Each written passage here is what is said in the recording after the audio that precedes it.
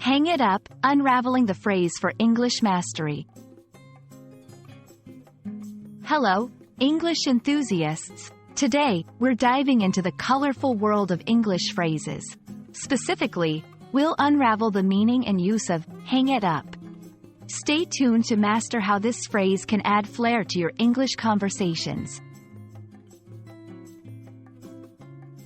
Hang it up is an idiomatic expression, which means it doesn't relate to its literal meaning of placing something on a hook.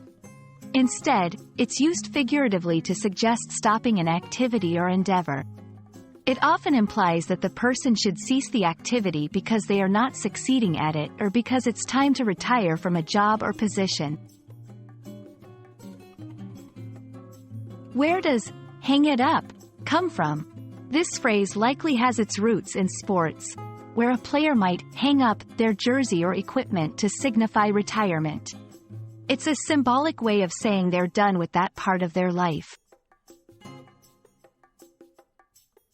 Let's see hang it up in action.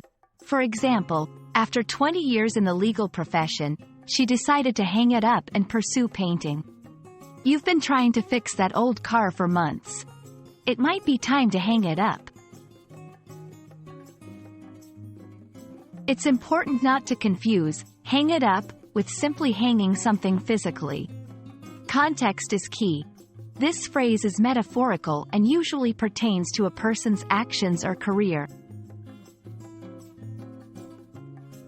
I hope this has illuminated the phrase hang it up for you.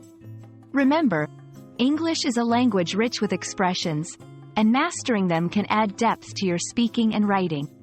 Keep practicing, and don't hesitate to hang up any doubts you have about using this phrase.